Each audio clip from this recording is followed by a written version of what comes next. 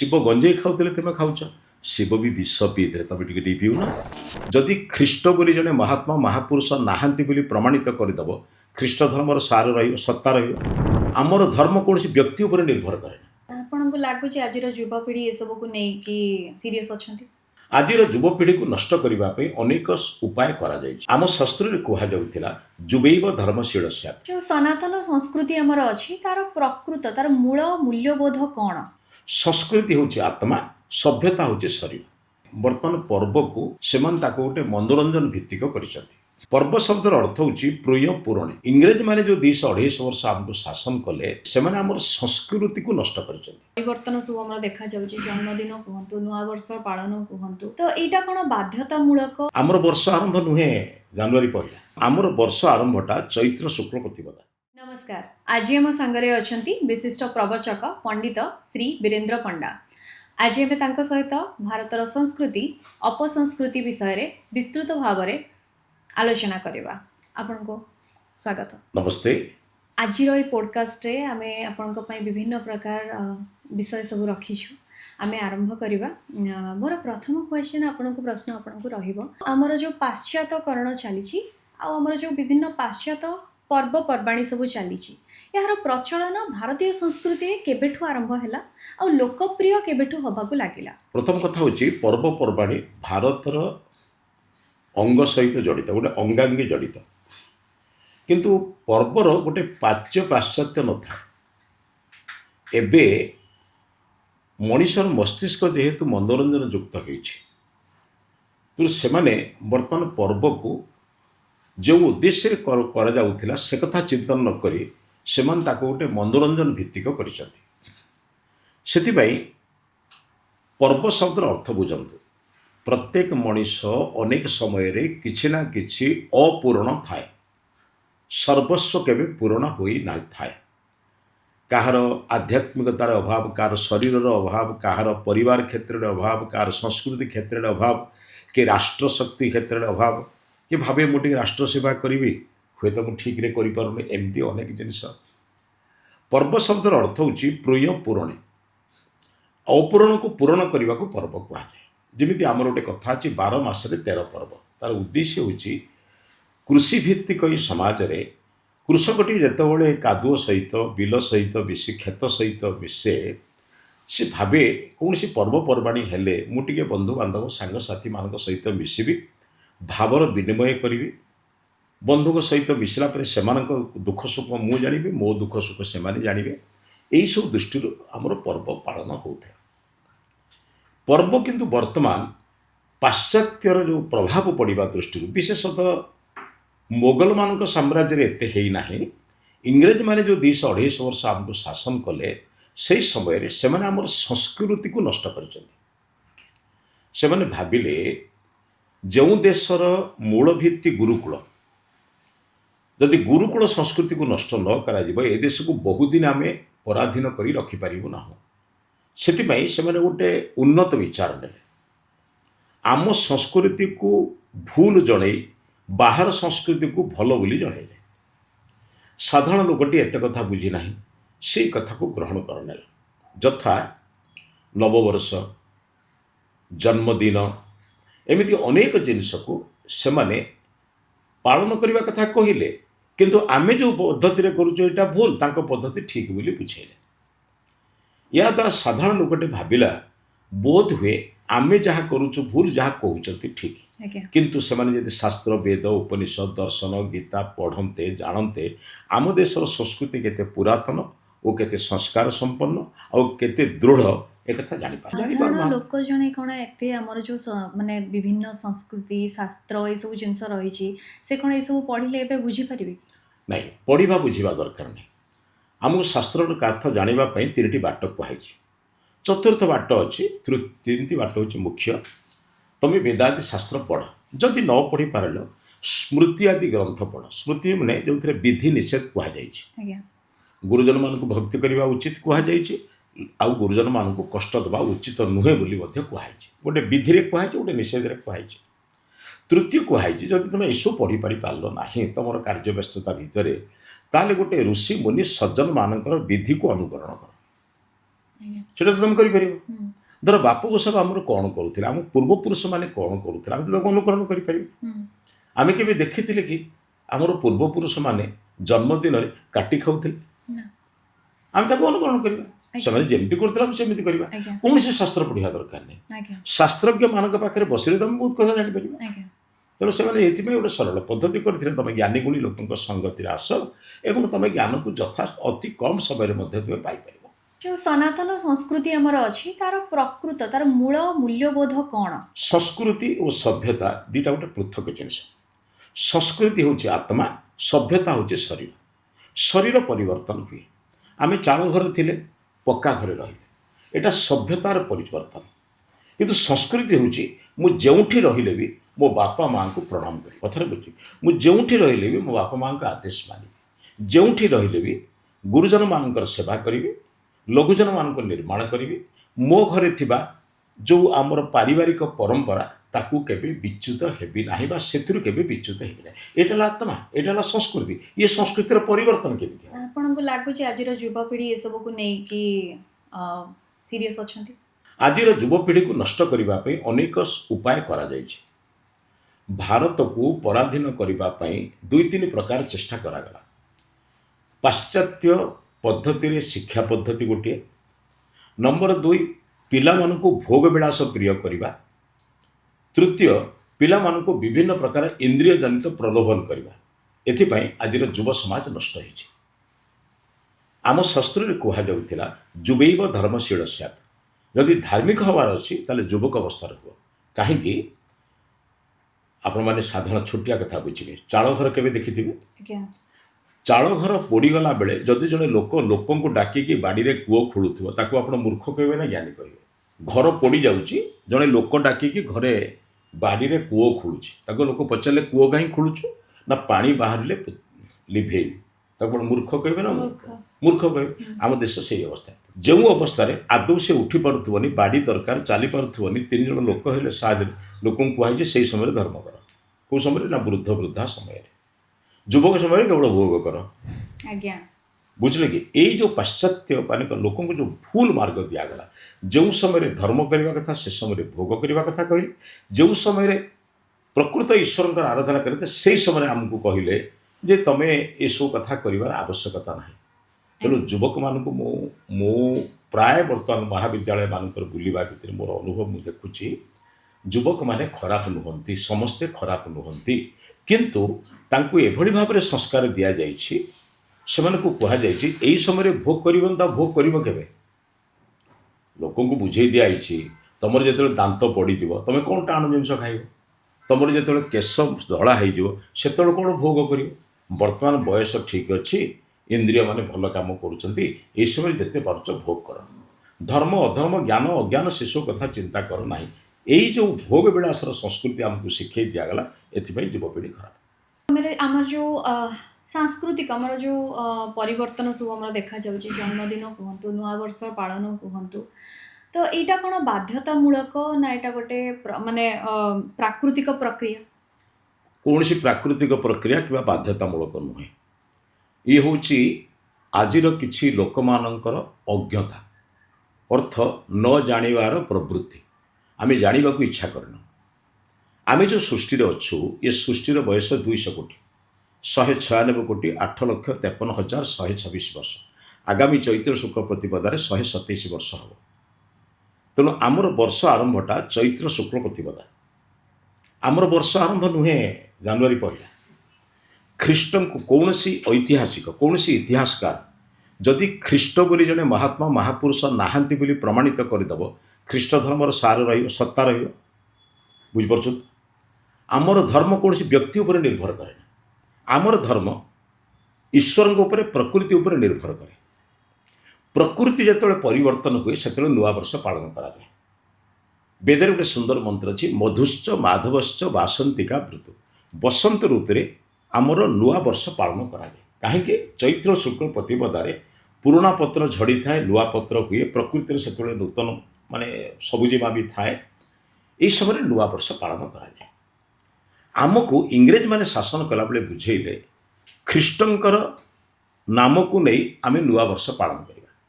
ନୂଆ ବର୍ଷ ପାଳନ କଲାବେଳେ ଭଲରେ ବୁଝନ୍ତୁ, आमे कौनसी कथा को पालन कला बेले ताकू संस्कार सहित पालन करिबा ना भोग विलास सहित मनोरंजन सह पालन करिबा एई कथा को हमको बुझे दिया गला पालन करिबा भूल नहीं आमे श्रीकृष्ण जन्माष्टमी पालन करिबा श्रीकृष्ण चरित्र को ग्रहण करिबा ना श्रीकृष्ण को हम स्टेज रे नचेबा आज लोक कही दिया गला आपण देखिए हिंदू संस्कृति को नष्ट करने से एमती प्रवृत्ति कर देइचंती आमे वर्तमान आमर महात्मा महापुरुष मान को नचौଛୁ एणु सब गोटे कथा बुझे नुआ वर्ष पालन केबे चैत्र शुक्ल प्रतिपदा हूँ आमर प्रकृत ख्रीष्टाब्द जानुआरी पहला आमर नुआ वर्ष नुहे जानुआरी पहला राति अधरे नुआ वर्ष हुए किंतु आमर सूर्योदय हेले नुआ वर्ष हुए आमर वर्ष गणना केतବେଳେ କରାଯାଏ सूर्योदय को लक्ष्य करे तांकर राति 12टा पर वर्ष हुए राति 12टा निषाद रात्रि वर्ष गणना कले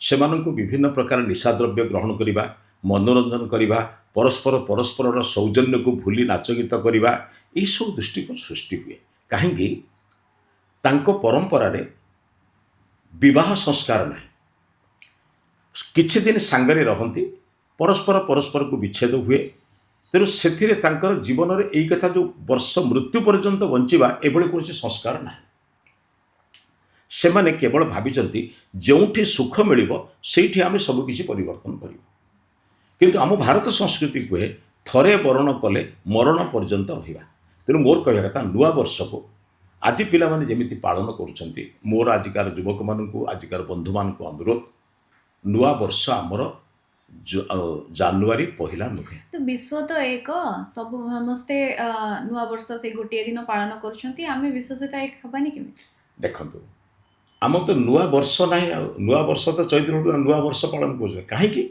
नहीं बर्तमान कौन है कि ये देश स्वाधीनता है देश जो चलला से माने इंग्रेजी माध्यम वर्ष आमर जो तारीख अनुसार चलला जदि आमर बैशाख मास एत दिन चलू था लोके पुराणा कथा को जानते बर्तमान जेहेतु ख्रीष्टाब्द अनुसार दिनचर्या चलला ऑफिस कार्यालय काम चलला जिते सब कार्य चलला से आम समस्ते भाविले जे जानुआरी पहलाटा बोधे वर्ष आरंभ जानुआरी पहलाटा हूँ इंग्राजी वर्ष आरंभ किंतु सृष्टिर आरंभ नुहे सृष्टिर आरंभ चैत्र शुक्ल प्रतिपदा मु कहली ख्रीष्टंक जन्म केते दिन शकंक पूर्व शकाब्द थिला कि विक्रमक पूर्व विक्रमाब्द थिला कि ख्रीष्टंक पूर्व ख्रीष्टाब्द थिला कि किंतु समस्त पूर्व सृष्टि थिला ताले सृष्टिर बयस मानिबा ना एमानक बयस मानिबा सृष्टिर बयस किंतु हमको बुझे दिया गला ई टाइम एते गुडिये नववर्ष हम कैलेंडर रे अछि इंग्राजी नववर्ष राष्ट्रीय नववर्ष देन तापरे हमर ओडिया नववर्ष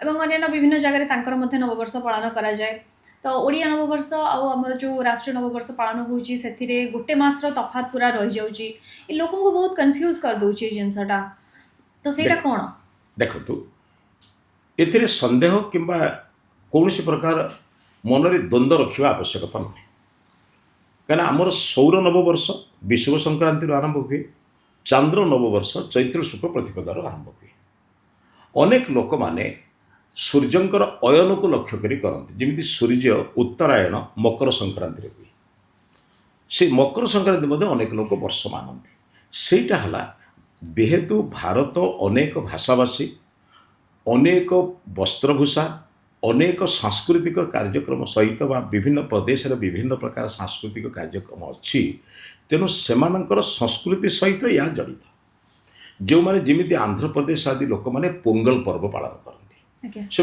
नुआ वर्ष मानती जो माने शस्य भित्तिक पर्व पालन करती से माने मध्य विभिन्न दृष्टिकोण रे चैत्र शुक्ल प्रतिपदा को मानती किए विषुव संक्रांति को माने एथिरे संदेह किछि नाही किंतु सबुगुड़िक कृषि उपर संस्कार उपर निर्भर करता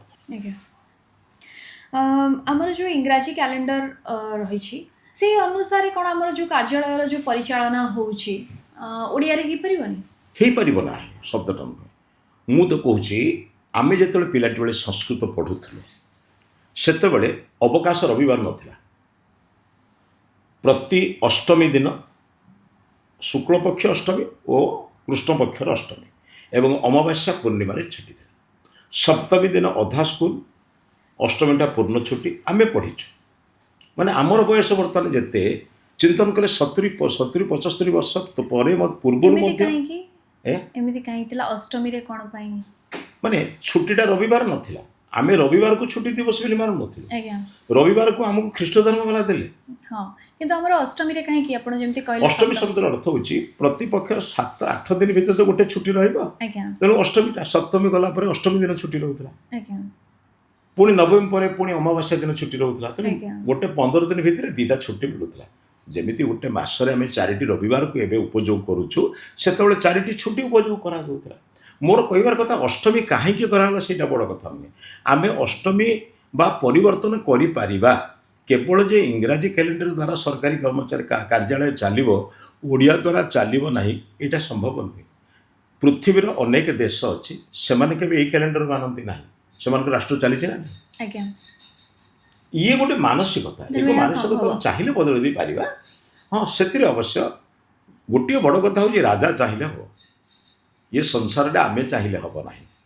ଯେଉଁମାନେ ଦାୟିତ୍ୱରେ ଅଛନ୍ତି, ଯେଉଁମାନେ ପରିବର୍ତ୍ତନ କଲେ ରାଜ୍ୟ ମାନିବ, ଯେଉଁମାନଙ୍କ ପାଖରେ କ୍ଷମତା ଅଛି, ଅଧିକାର ଅଛି, ସେଇମାନେ ହିଁ କରିପାରିବେ। ଆଉ କରିବାର ମାନସିକତା ହେଲେ କରିବାରେ କିଛି ଅସୁବିଧା ହେବ ନାହିଁ। ଏ ଯେଉଁ ଖ୍ରୀଷ୍ଟ ଧର୍ମ କିମ୍ବା ନବବର୍ଷ ପାଳନ ଇତ୍ୟାଦି ସେଟା କ'ଣ ଆମର ସନାତନ ସଂସ୍କୃତି ପ୍ରତି ଗୋଟେ ବିପଦ ନା ଆମର ଯେଉଁ କଲଚରାଲ ଏକ୍ସଚେଞ୍ଜ କିମ୍ବା ଆମର ଯେଉଁଟା ସାଂସ୍କୃତିକ ବିନିମୟ ରହିଛି ଏଇଟା ତାର ଗୋଟେ ସାଧାରଣ ଅଂଶ? ନାଇଁ, ନିଶ୍ଚିତ ଏହା ସନାତନ ସଂସ୍କୃତିରେ ବିପଦ। କଥା ହେଉଛି, ମୋତେ ସମାଜରେ ଶିଖାଯାଇଛି ଗୁରୁଜନମାନଙ୍କୁ ବାପା ଭଳି ଭକ୍ତି କରିବ। ମୁଁ ଗୁରୁଜନମାନଙ୍କୁ ଭକ୍ତି କଲାବେଳେ ନିଜ ବାପାକୁ ଭୁଲିଯିବି କି? ମୁଁ ସବୁ ମହାତ୍ମାଙ୍କୁ ସମ୍ମାନ ଦେବି, ମନା ନାହିଁ। ଖ୍ରୀଷ୍ଟଙ୍କୁ ମଧ୍ୟ ସମ୍ମାନ ଦେବି, ମହମ୍ମଦଙ୍କୁ ସମ୍ମାନ, ଯାହା ଯେଉଁମାନେ ସମାଜରେ କାମ କରିଛନ୍ତି ସମସ୍ତଙ୍କୁ ମୁଁ ସମ୍ମାନ ଦେବି, କିନ୍ତୁ ମୋ ସଂସ୍କୃତି କାହିଁ ଭୁଲିବି? ମୋ ସଂସ୍କୃତିକୁ ଭୁଲିଯିବା ଅର୍ଥ ଆମେ ଗୋଟେ ବିରାଟ ସଂସ୍କୃତିକୁ ବିନାଶ କରିବା। ଆମ ସଂସ୍କୃତି ଏତେ ମଜବୁତ, 200 କୋଟି ବର୍ଷରେ ଏ ସନାତନ ସଂସ୍କୃତିକୁ ମର୍ଯ୍ୟାଦା ପୁରୁଷୋତ୍ତମ ରାମ ମାନୁଥିଲେ, ଯୋଗେଶ୍ୱର କୃଷ୍ଣ ମାନୁଥିଲେ, ଏବଂ ସଂସାରରେ ପ୍ରତାପ ଦେବ ମାନୁଥିଲେ, ଶିବାଜୀ ମାନୁଥିଲେ, ତେଣୁ ଆମେ ମାନିବା। ଆମେ ଅନ୍ୟମାନଙ୍କୁ ନ ମାନିବା କଥା କୁହାଯାଉନି, କିନ୍ତୁ ମୋ ସଂସ୍କୃତିକୁ ମୁଁ ପ୍ରାଧାନ୍ୟ ଦେବି ନା। ହିନ୍ଦୁ ଧର୍ମ ସବୁବେଳେ ଅନ୍ୟ ସଂସ୍କୃତିରୁ କିଛି ଜିନିଷକୁ ଆକ୍ସେପ୍ଟ କରିବାର ବହୁତ ଉଦାହରଣ ରହିଛି, ଏହି ସମ୍ପର୍କରେ ଆପଣ କ'ଣ କହିବେ? ଦେଖନ୍ତୁ, ଆମେ ଅନ୍ୟର ଭଲ କଥା ଗୁଡ଼ିକ ଗ୍ରହଣ କରିବୁ ବୋଲି ଅନ୍ୟର ସବୁ କଥା ଗ୍ରହଣ କରିପାରିବୁ ନାହିଁ। ଦେଖନ୍ତୁ, ମୁଁ ଅନ୍ୟର ଭଲ ଗୁଣ ଗ୍ରହଣ କରିବି, ଅନ୍ୟକୁ ଗ୍ରହଣ କରିବାରେ ମୋର ଆପତ୍ତି ନାହିଁ, କିନ୍ତୁ ତାର ଭଲ ଗୁଣଟା ଗ୍ରହଣ କରିବି ନା ତା ମନ୍ଦ ଗୁଣ ଗ୍ରହଣ କରିବି? ପ୍ରତ୍ୟେକ ଭାବରେ ଯେଉଁ ସମ୍ପ୍ରଦାୟରେ ଯେଉଁ ବିଚାରରେ କିଛି ଭଲ ଗୁଣ ଅଛି ତାକୁ ଆମେ ଗ୍ରହଣ କରିବା, ମନା ନାହିଁ କିଛି, ସେଥିରେ ମନା କରାଯାଏ। କିନ୍ତୁ ମୋ ସଂସ୍କୃତି ଯେଉଁ ଚୈତ୍ର ଶୁକ୍ଳ ପ୍ରତିପଦା, ବିଷୁବ ସଂକ୍ରାନ୍ତି, ମକର ସଂକ୍ରାନ୍ତି, ଯେଉଁ ନୂଆ ବର୍ଷ, ତାକୁ କାହିଁ ମୁଁ ପାଳନ ନ କରିବି? ଧୁମଧାମରେ କାହିଁ ପାଳନ ନ କରିବି? ତା ମୂଳରେ ଆମର ଥିଲା, ଆମ ସଂସ୍କୃତିରେ ବୁଆ କରି ରାତି ଅଧରେ କରିବାର ମୂଳ କାରଣ କ'ଣ?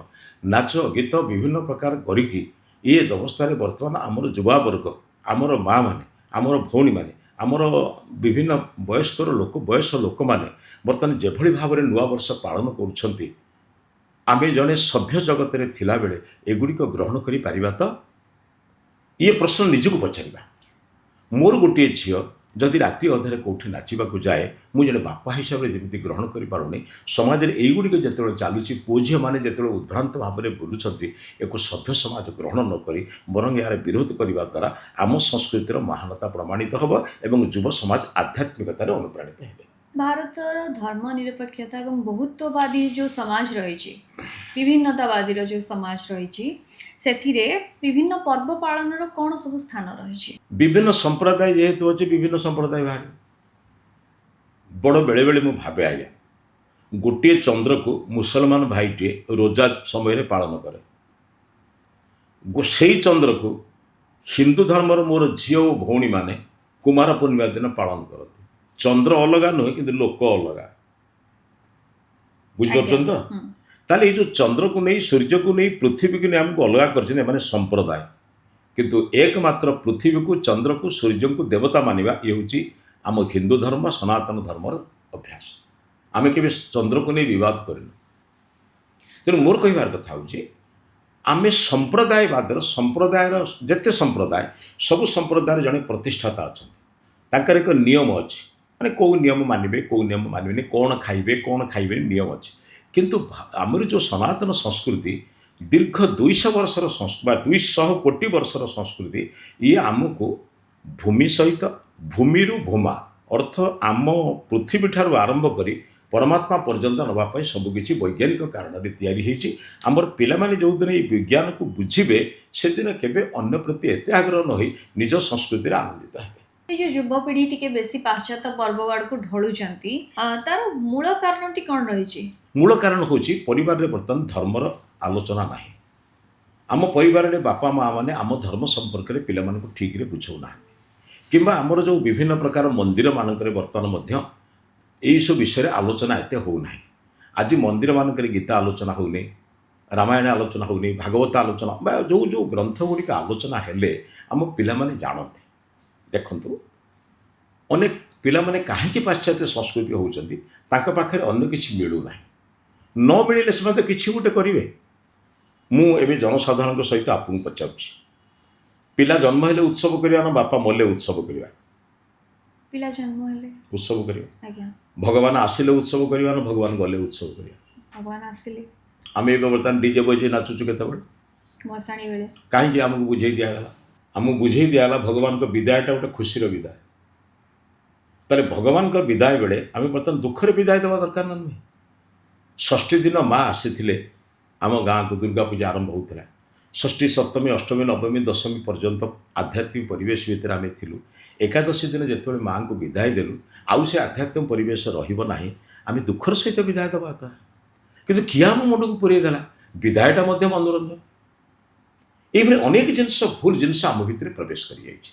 तेणु मोर कहबार कथा भारतर संस्कृति को जदि ज्ञानी गुणी लोक मैंने प्रचार करते यथार्थ ज्ञान अनुसार लोक को बुझाते आम पिला माने एमिति पाश्चात्य संस्कृति प्रति एत अनुप्राणित हुए ना ठीक भाव में धर्म को बुझे। पाश्चात्य संस्कृति रू आसबि जो क्रिसमस पालन करुछन्ते डिसेम्बर 25 रे सेटा कोन प्रकृत रे बड़ दिन? सेटा बड़ दिन नुहे। देख प्रथम कथा हूँ आम विज्ञान में पढ़ुचे दिन बड़ कौ दिन सान कौ दिन समान राति दिन ये सब विज्ञान में पढ़ा हो।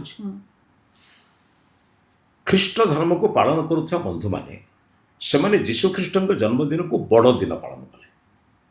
बड़ दिन माने से बड़ कि मोपाई कहीं बड़ दिन हम मोर कथा हाँ हो पारे। बर्तमान आमे गोटे दृष्टि ग्रहण करना दिनटा बड़ हो पारे किंतु बड़ दिनटा मु एई धर्म भाव में पालन करी यार तो कौन गुरुत्व ना।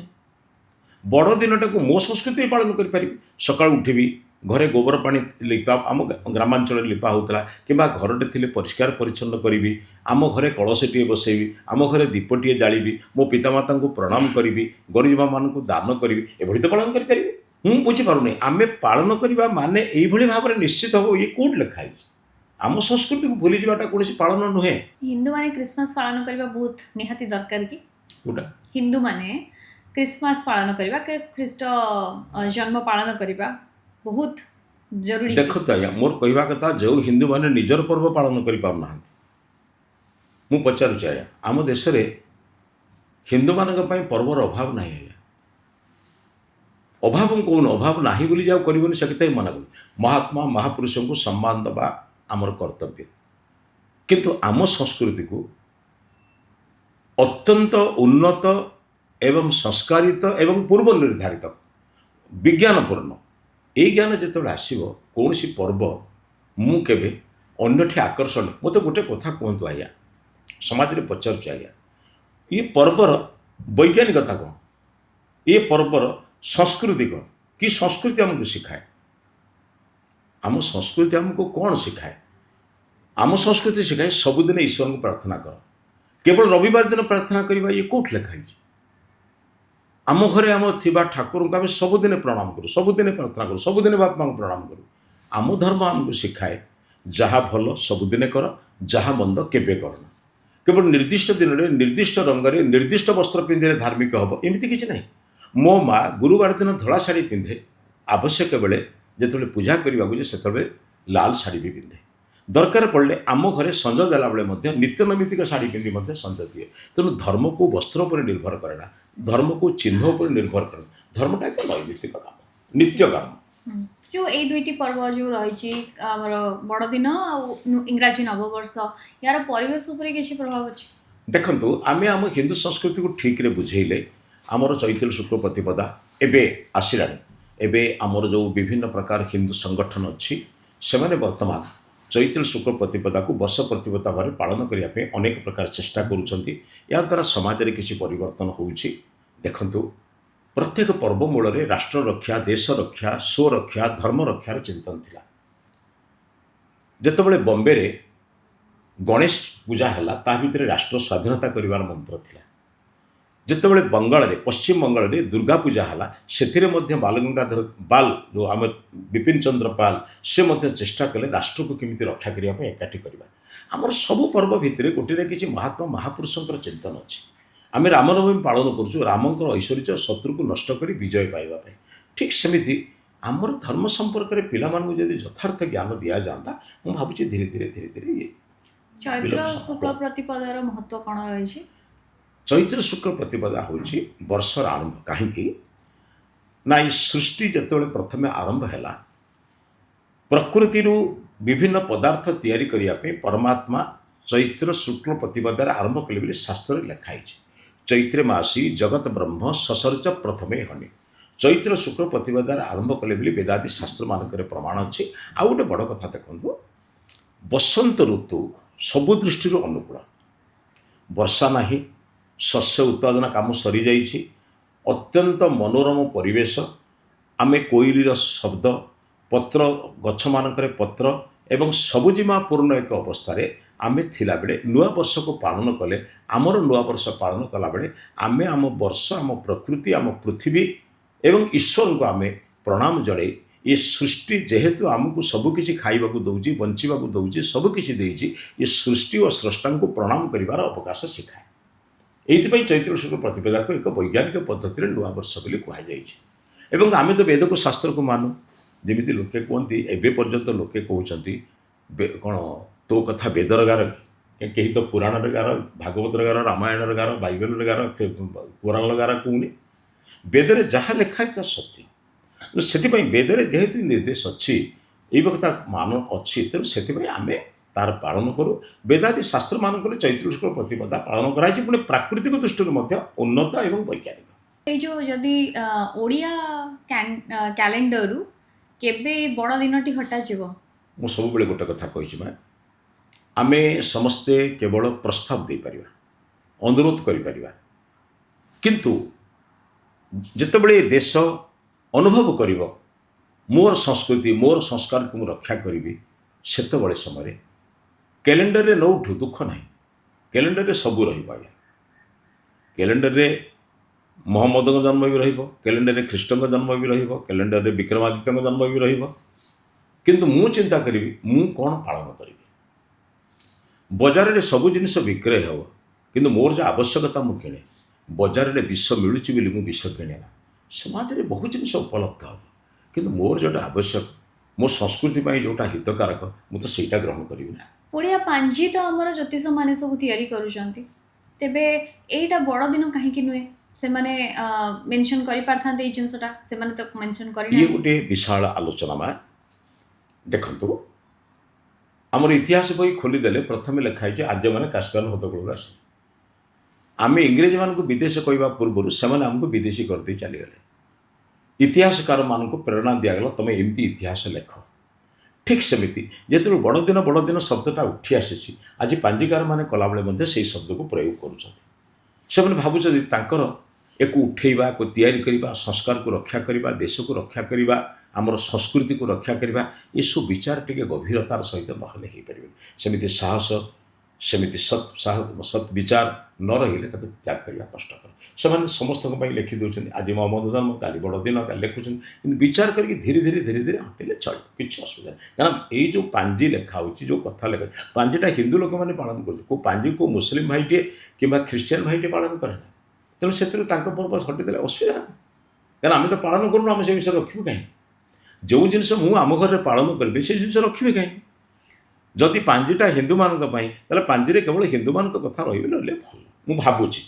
କିନ୍ତୁ ସୃଷ୍ଟିର କଥା, ଅନ୍ୟାନ୍ୟ କଥା ଲେଖାଯାଉ, ସେଥିରେ ମନା ନାହିଁ, କିନ୍ତୁ ସେଥିରେ ଭାରତୀୟ ସଂସ୍କୃତି, ହିନ୍ଦୁ ସଂସ୍କୃତି ବା ଆମର ଯେଉଁ ବୈଦିକ ସଂସ୍କୃତି ଉପରେ ଅଧିକ ଗୁରୁତ୍ୱ ଦିଆଯାଏ। ତ ଏଇ ଯେଉଁ ଆମର ଯେଉଁ ହିନ୍ଦୁ ପର୍ବପର୍ବାଣୀ ଗୁଡ଼ିକ ରହିଛି, ତାର ଆମେ ମଡ଼ର୍ଣ୍ଣାଇଜେସନ୍ କେମିତି କରିପାରିବା, ଆଧୁନିକୀକରଣ କେମିତି କରିପାରିବା? ଦେଖନ୍ତୁ, ପର୍ବ କେବେ ଆଧୁନିକ ହୁଏନି କି ପୁରାତନ ହୁଏନି। ପର୍ବର ଗୋଟେ ଉଦ୍ଦେଶ୍ୟ ଅଛି, ସେ ପର୍ବ ଉଦ୍ଦେଶ୍ୟ ପାଳନ କରାଯାଉ। ଆଧୁନିକ କଥା କି ଅନ୍ୟ କିଛି ନାହିଁ। ସେତେବେଳେ ଘଣ୍ଟାଟିଏ ବାଜୁଥିଲା, ସେମାନେ ବୈଜ୍ଞାନିକ ଥିଲେ। ଘଣ୍ଟା ଶଙ୍ଖ ବଜେଇଲେ ଜୀବାଣୁ ମରୁଥିଲେ, ସେମାନେ ଘଣ୍ଟା ଶଙ୍ଖ ବଜାଉନଥିଲେ। ଏବଂ ଦ୍ୱିତୀୟତଃ ଘଣ୍ଟା ଶଙ୍ଖ ବଜେଇଲେ ଯେଉଁମାନେ ଲୋକ ବାହାରେ ଅଛନ୍ତି ସେମାନେ ଏକତ୍ରିତ ହେଉଥିଲେ।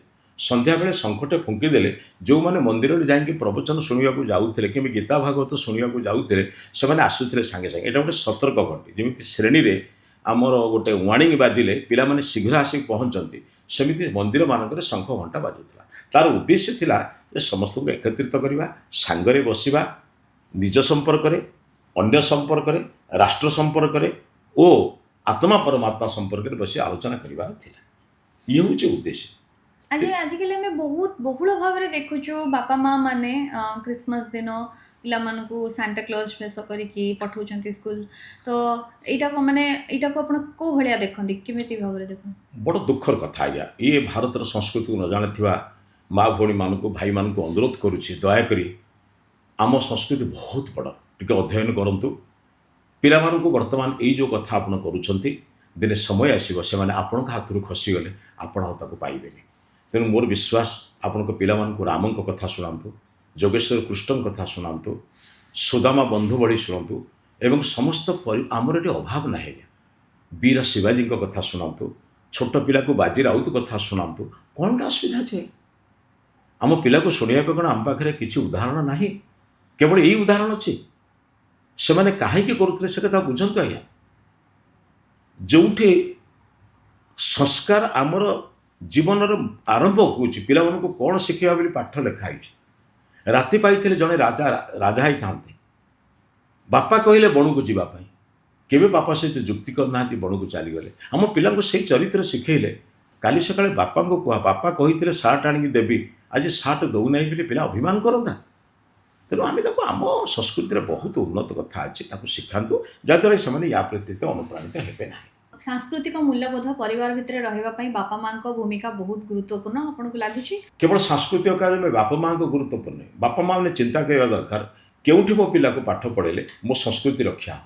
ମୁଁ ନାମ କହିପାରିବିନି, ମୁଁ ଶୁଣିଲି ମୋର ଜଣେ ବନ୍ଧୁ କହିଲେ ଗୋଟେ ବିଦ୍ୟାଳୟକୁ ମୋ ପିଲାଙ୍କୁ ପଠେଇଲି, ସେ କହିଲେ ଝିଅମାନେ କାଚ ପିନ୍ଧି ପାରିବେନି, ବିନ୍ଦି ପିନ୍ଧି ପାରିବେନି। ମୁଁ ସେ ବିଦ୍ୟାଳୟରେ ନ ପଢ଼େଇଲେ ମୋ ଛୁଆ ଯେ ମୂର୍ଖ ହେଇଯିବନି। ବହୁତ ବିଦ୍ୟାଳୟ ଅଛି। ମୋର କହିବାର କଥା ହେଉଛି ଯେଉଁଠି ମୋ ସଂସ୍କୃତିର ଅପମାନ ହେଉଛି ମୁଁ ସେଠି ପାଦ ଦେବି ନାହିଁ। ମୁଁ ଅନ୍ୟ କିଛି କରିପାରିବିନି, ମୁଁ ଦେଶଟାକୁ ବଦଳାଇ ପାରିବିନି, ମୁଁ ବର୍ତ୍ତମାନ ସବୁ କଥା ବଦଳାଇ ପାରିବିନି, କିନ୍ତୁ ମୁଁ ତ ସେଥିରୁ ଦୂରେଇ ପାରିବି, ମୁଁ ତ ତାର ସମର୍ଥକ ହେବି ନାହିଁ ନା। ମୋର କହିବା କଥା ଭାରତର ସଂସ୍କୃତି ଯେଉଁଠି ବିଲୋପ କରାହେଉଛି, ଭାରତର ଆତ୍ମା ଯେଉଁ ବୈଦିକ ସଂସ୍କୃତି, ଆଧ୍ୟାତ୍ମିକ ସଂସ୍କୃତି ଯେଉଁଠି ବିନାଶ କରାଯାଉଛି, ମୁଁ ସେଥିରେ ସହଯୋଗ କରିବି ନାହିଁ। ବାସ୍ ଏତିକି କରିପାରିଲେ ବି ଯଥେଷ୍ଟ ହେଇପାରିବି। ତୁଳସୀ ପୂଜନ ଦିବସ, ପିତାମାତା ପୂଜନ ଦିବସ ବିଷୟରେ କ'ଣ କହିବେ? ଦେଖନ୍ତୁ, ତୁଳସୀ ପୂଜନ ପିତାମାତା ଦିବସ କ'ଣ ହେଇଛି ଆଜ୍ଞା, ଆମ୍ଭେ ଗୋଟେ ବର୍ତ୍ତମାନ କେବଳ ସେଇ ସଂସ୍କୃତିରୁ ରକ୍ଷା କରିବା ପାଇଁ କୁହାଯାଇଛି। ଏଇ ଯେଉଁ ବର୍ତ୍ତମାନ ସେମାନେ ଭ୍ୟାଲେଣ୍ଟାଇନ୍ ଡେ ପାଳନ କରୁଛନ୍ତି, ଆମେ ତାକୁ ବଦଳାଇ ବର୍ତ୍ତମାନ ପିତୃମାତୃ ପୂଜନ କରୁଛୁ। ନା, ମୋର ଗୋଟେ ଅନୁରୋଧ, ମୁଁ ଅବଶ୍ୟ ଏତେ ବଡ଼ କଥା କହିପାରିବିନି, ସେଇଦିନ ନ କରି ପରଦିନ କାହିଁ କରିବାନି? ସେଇଦିନଟା କାହିଁ କରିବା? ହଁ ମାନୁଛି, କ'ଣଟା ଲୋକମାନେ କହୁଛୁ ସେଇଦିନ କଲେ ଲୋକେ ଭୁଲିଯିବେ। ନା, ଭୁଲିଯିବେ ଯେ ସେଇ କଥାଟା କହିବେ ଆମେ ତାହା ପାଳନ ନ କରି ଏ ପାଳନ କରୁଛୁ। ଆମେ ପାଳନ କରିବା ନାହିଁ, କିନ୍ତୁ ପିତାମାତାଙ୍କୁ ସବୁଦିନେ ପ୍ରଣାମ କରିବା। ପିତାମାତା ପୂଜନ ଦିବସ ସେଇଦିନ କେବଳ ନୁହେଁ, ଆମେ ସବୁଦିନ ଆମ ଦେଶରେ ଆମ ଶାସ୍ତ୍ର କହୁଛି ପ୍ରାତଃକାଳ ଉଠିକେ ରଘୁନାଥା ମାତା ପିତା ଗୁରୁ ଲାଭହି ନାଥା। ରାମଚନ୍ଦ୍ର ପ୍ରତ୍ୟେକ ଦିନ ମାତା ପିତା ଗୁରୁଙ୍କୁ ମୁଣ୍ଡ ଲଇ ପ୍ରଣାମ କରୁଥିଲେ। ଆମ ସଂସ୍କୃତି ସବୁଦିନେ କହୁଛି।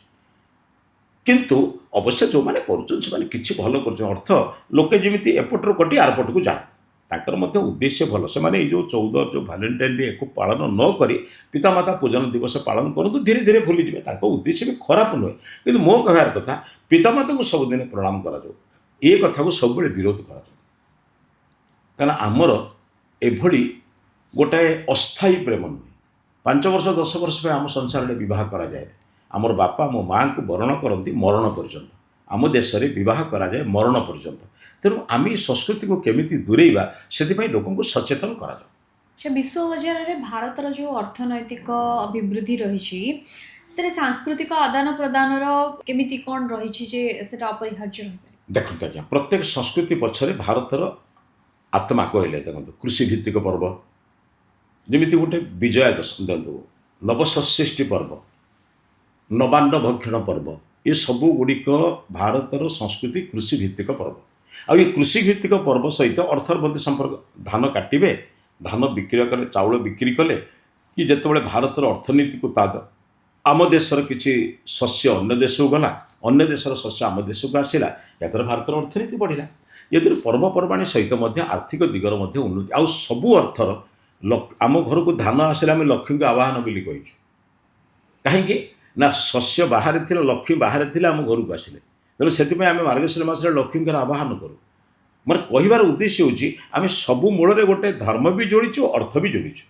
अर्थ असुविधा तेणु अर्थनीति संस्कृति अच्छी किंतु ए देश को वर्तमान अर्थ नाम धर्म नाम विभक्त करुवा अनेक जिनिस अच्छे सचेतन हूँ बहुत जिनिस आमको सुंदर देखा जाउछि किंतु से माने बहुत असुंदर राष्ट्र संपत्ति को नष्ट करने राष्ट्र धर्म को नष्ट करने चेष्टा कर विज्ञ लोक मैंने चेष्टा करने दरकार से जिनस गुड़िक सब कौन आपटे उदाहरण देके बुझे देखो आज्ञा मोर एक कथा एति विशाल जे या भितर प्रवेश करवा प्रवेश कर बाहर भारी कष्टकर तथे उदाहरण दूसरी दिने समय था ये देश में लोके धर्म कौन न्याय कौन सत्य कौन किसी बुझु न खाई पी मौज मजलिस करते जावत जीवे सुखम जीवेत ऋणम कृत्वा घृतम पिबेत भस्मीभूत देह से पुनरागमनम कृत जिते दिन पंच भोग कर आउ सी जहाँ कहले बुझीपारे कहले पित्वा पित्वा पुनर्पित्वा जावत पतति भूतले पी पी पुणी पी जो भूई में गड़ पुनरुत्थाय भी पित्वा पुणी उठी आउ गिलास पकईदेव पुनर्जन्म न विद्यते ये शास्त्र लेखा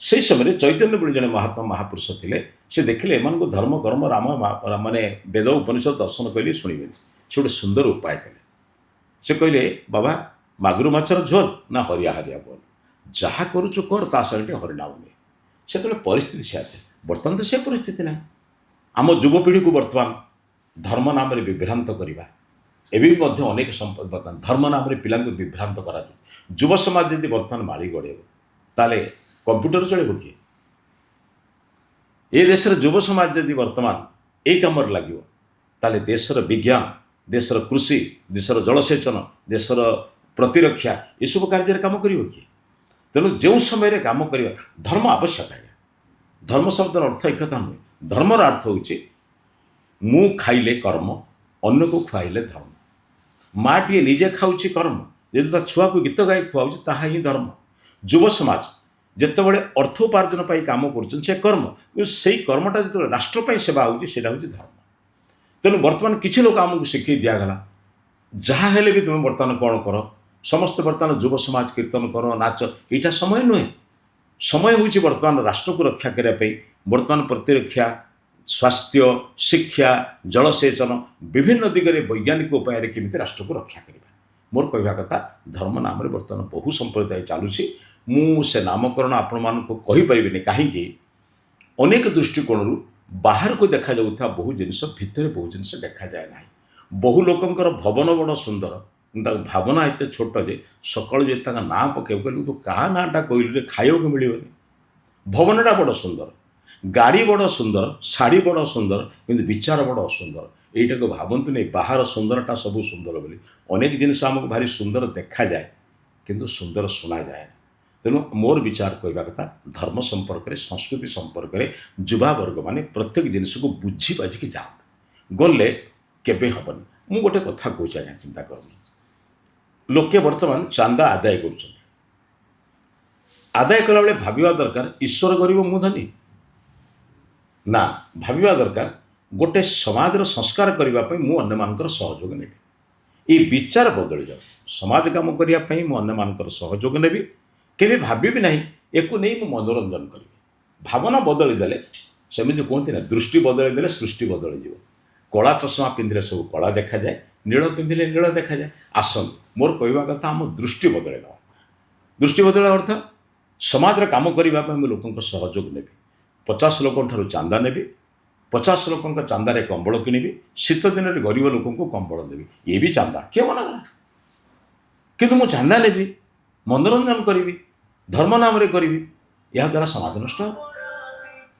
तेणु मोर विश्वास आम युवक समाज जो दिन ये कथा बुझब समाज निश्चित आमिष भक्षण हिंदू संस्कृति विरोधी की प्राणीर हिंसा करवा अहिंसा परम धर्म जेहेतु कहुई हिंसा निश्चित अधर्म केवल प्राणी हत्या को हिंसा कहुए या तो केवे करवा उचित नुहे सबुठ बड़ जिन कौन हो कि आम सांस्कृतिक कार्यक्रम आज लोक से कथा को आग कर घरे मंगलहांडी बसैबे कि पुओ झील बाहर आमिष करेंगे या द्वारा कौन पति पत्नी जीवन भल ना जानी से जो प्राणी मैंने हत्या हेले से कहले आमको लेकिन तुम जो खुशी हो तुम खुशी नष्ट हो तेणु मोर अनुरोध जहाँ करूँ केवे बह समय आपड़ के आमिष भक्षण करूँ कौन संस्कार समय कथा करूँ कहीं से अच्छा लोक भी जानते आज्ञा सोमवार गुरुवार रविवार खाती आउ 4 दिन से भल होगा मुझे बुझीपारे आज्ञा जड़े पिला 3 दिन बापा को प्रणाम कर 4 दिन बापा को गाड़ी दब आप तो भल पिला कहे आ जड़े संक्रांति अमावस्या पूर्णिमा दिन खाइबनी आउ सब दिन खाइब तब केमती कह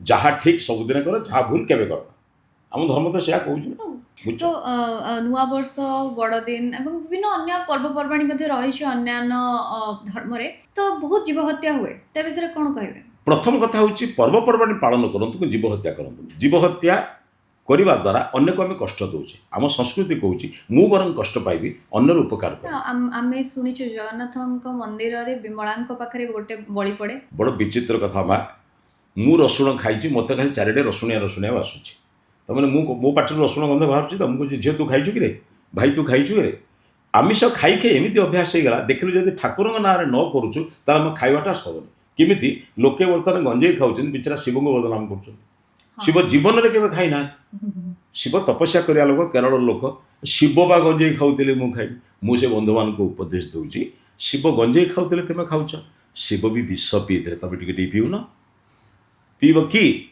क्या उदाहरण दे नष्ट हुआ ना आमे से जो आजिकल कौन हो अनेक मंदिर मानक कर मूल उद्देश्य परवर्ती क्षेत्र में तांत्रिक माने विभिन्न धर्म भितर अधर्म प्रवेश कर से कर भारतीय संस्कृति एक कथा नहीं भारतीय संस्कृति कहुई अहिंसा परमो धर्म केवे जीव हत्या करूँ ना सामाजिक माध्यम मोर जो सोशल मीडिया रही से आम हिंदू संस्कृति को केमिति तार प्रचार प्रसार कर ये गोटे व्यापक प्रश्न तथापि तार गोटे संक्षिप्त उत्तर मुझे दूसरी आम जो मैंने हिंदू संस्कृति को विश्वास करूँ जदिव हिंदू शब्द आर्य शब्द वैदिक शब्द मानविकता शब्द सहित संपृक्त को सनातन धर्म भी कहते सनातन धर्म को जो मैंने आम विश्वास करूँ सनातन धर्मर आदर्श महात्मा महापुरुष मान चरित्र लोक मान जना जाए से समय लोक मान विभिन्न प्रकार दृष्टिकोण मर्यादा पुरुषोत्तम श्रीराम जोगेश्वर कृष्ण आमर प्रताप रुद्रदेव शिवाजी एमती आमर जो महात्मा महापुरुष मानकर कथा अच्छे से लोक संपर्क में जनवाई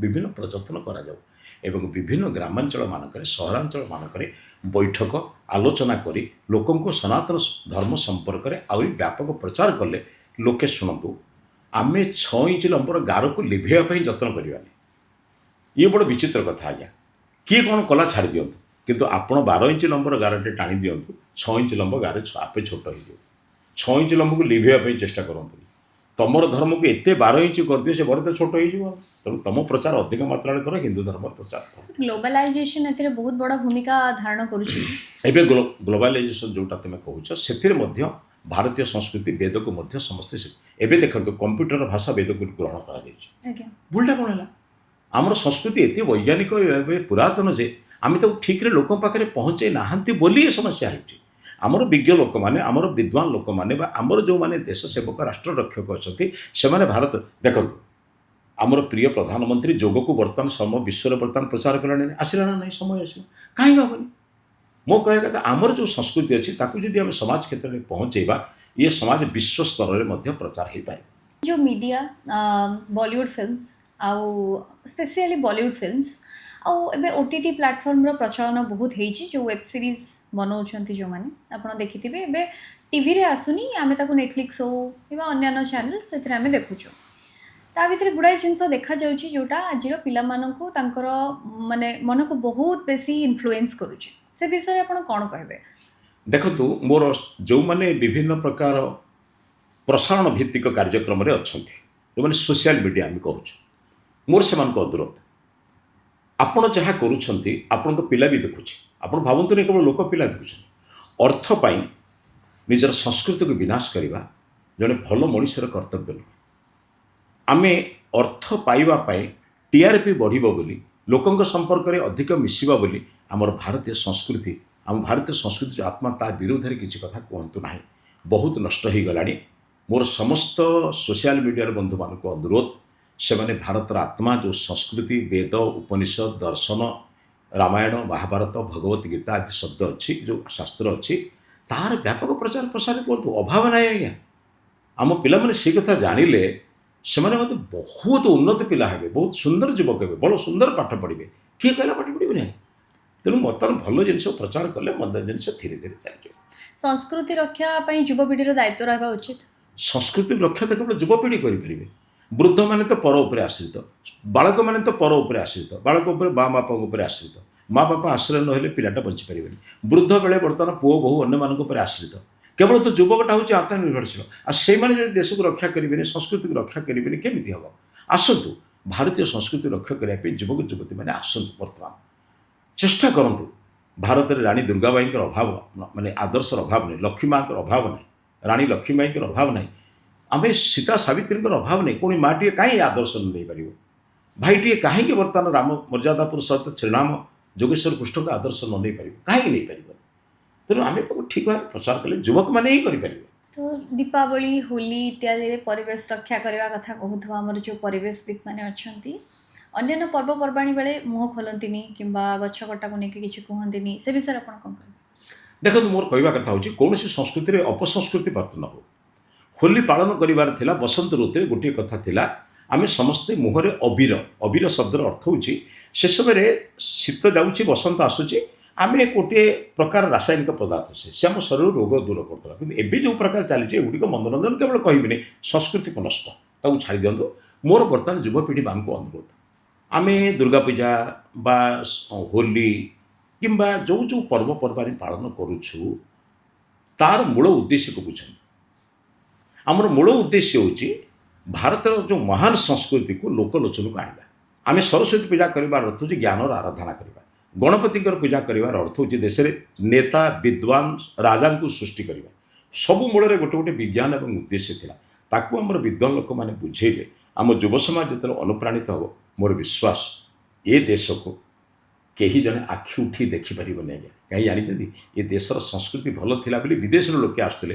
ଆଜି ସମାଜ ବଦଳି ଯାଇଛି ବୋଲି ଆମେ ବର୍ତ୍ତମାନ ଏକ ଭୁଲ ମାର୍ଗକୁ ଯାଇଛୁ। ଯୁବକ ଯୁବତୀମାନେ ଯେତେବେଳେ ଏଇ କଥାକୁ ଗ୍ରହଣ କରିବେ, ଦେଶ ତାର ପୂର୍ବ ସମ୍ମାନ ଫେରି ପାଇବ। ବହୁତ ଆପଣ ଆମକୁ ବିଭିନ୍ନ ପ୍ରକାର ଜ୍ଞାନ ଦେଲେ, କିନ୍ତୁ ଏମିତି କିଛି ରହିଯାଇଛି କି ଯେଉଁଟା ଆପଣ ନିଜେ କହିବାକୁ ଚାହୁଁଛନ୍ତି? ଅବଶ୍ୟ ଏକ ସୁନ୍ଦର ପ୍ରଶ୍ନ। ମୁଁ ପ୍ରତ୍ୟେକ ଜନସାଧାରଣଙ୍କୁ ଅନୁରୋଧ କରୁଛି, ଆମେ ଯେଉଁ ଭୂମିରେ ଜନ୍ମ ହେଇଛୁ ଏକ ଆର୍ଯ୍ୟାବର୍ତ୍ତର ଭୂମି କହନ୍ତି। ଏ ଆର୍ଯ୍ୟାବର୍ତ୍ତ ଭୂମି କୌଣସି ନିର୍ଦ୍ଦିଷ୍ଟ ଏକ ବିଚାର ଉପରେ ନିର୍ଭର କରେ ନା।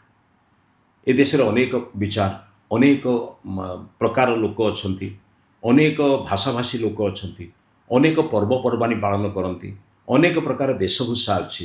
କିନ୍ତୁ ଏ ସମସ୍ତକୁ ସମନ୍ୱୟ କରି ବଞ୍ଚେଇକି ରଖିଛି ବୈଦିକ ବିଚାର, ଆଧ୍ୟାତ୍ମିକ ବିଚାର, ଏକ ନିୟମ। ଆମ ନିୟମ ଆମ ଗୋଟେ କୁହେ, ନିଜେ ବରଂ କଷ୍ଟ ପାଇବି, ଅନ୍ୟକୁ ମୁଁ କେବେ କଷ୍ଟ ଦେବିନି। ସେଥିପାଇଁ ଆମ ସଂସ୍କୃତି କହେ ସର୍ବେ ଭବନ୍ତୁ ସୁଖିନ। ସର୍ବେ ଭବନ୍ତୁ ସୁଖିନ ମୁଁ ଯେତେବେଳେ କହିବି, ସମସ୍ତେ ଖୁସିରେ ରହନ୍ତୁ କହୁଥିବା ଲୋକଟା ନିଜଠାରୁ କେମିତି ଅନ୍ୟକୁ ଦୁଃଖ ଦେବା? ମୋ ଜଣେ ବନ୍ଧୁ ପଚାରିଲା, ସର୍ବେ ଭବନ୍ତୁ ସୁଖିନ କଲେ କ'ଣ ସମସ୍ତେ ଖୁସି ହେଇଯିବେ? ନା, ସମସ୍ତେ ଖୁସିରେ ରହିବେ ନାହିଁ, ସମସ୍ତେ ସୁଖରେ ରହିବେନି, କିନ୍ତୁ ମୁଁ ତ କାହାକୁ ଦୁଃଖ ଦେବିନି। ମୋ ଜୀବନ ପଛେ ନରକେ ପଡ଼ିଥାଉ, ଜଗତ ଉଦ୍ଧାର ହଉ। ଜଗତ ଉଦ୍ଧାର ହେବ ନ ହେବ ସେ ଈଶ୍ୱରଙ୍କର କାମ। ମୁଁ ତ କାହାକୁ ପତନ ତଳକୁ ପକାଇବା ପାଇଁ ଚେଷ୍ଟା କରିବିନି। ଏକଥା କହୁଥିବା ଲୋକଟା ଭଲ କାମ କରେ। ସେଥିପାଇଁ ଭାରତର ସଂସ୍କୃତି ମୁଁ ଗୋଟେ କାମ କୁହେ, ମା ନିଜର ଯୌବନକୁ ନଷ୍ଟ କରି ସମାଜକୁ ସନ୍ତାନଟିଏ ଦିଏ। ଠିକ୍ ଆମେ ଆମର କିଛି ଶକ୍ତି ସାମର୍ଥ୍ୟ ଯଦି ଅଛି, ତାକୁ ନିଜେ କଷ୍ଟ ସହି ଅନ୍ୟକୁ ଖୁସି କରିବା ପାଇଁ ଚେଷ୍ଟା କରିବା। ଏ ଦେଶରେ ନିଜେ ଖାଇଲେ କର୍ମ, ଗୋଟେ ଗରିବ ଲୋକକୁ ଖୁଆଇଲେ ଧର୍ମ କୁହାଯାଏ। ତେଣୁ ମୋ ରୁଟି ଯଦି ଆଉ ଜଣେ ଖାଇ ଖୁସିରେ ରହିଲା, এইଭଳି ବାର୍ତ୍ତା ଦେଲେ ଏ ଦେଶ ନିଶ୍ଚିତ ଦିନେ ସେଇ ପୂର୍ବ ଗୌରବ ଫେରି ପାଇବ। ନିଜେ ସଚେତନ ହେଲେ ସମାଜ ସୁଧୁରି ଯିବ ଏବଂ ସଂସ୍କୃତି ମଧ୍ୟ ସଂରକ୍ଷିତ ହୋଇ ରହିବ। ଆମ ସାଙ୍ଗରେ ସାମିଲ ହୋଇ ଆମକୁ ବହୁତ ମହତ୍ତ୍ୱପୂର୍ଣ୍ଣ ବାର୍ତ୍ତା ଦେଇଥିବାରୁ ଆପଣଙ୍କୁ ବହୁତ ଧନ୍ୟବାଦ। ନମସ୍ତେ। ଆଜି ଆମେ ପଡ଼କାଷ୍ଟ ଏଇଠି ସାରିବା। ନମସ୍କାର।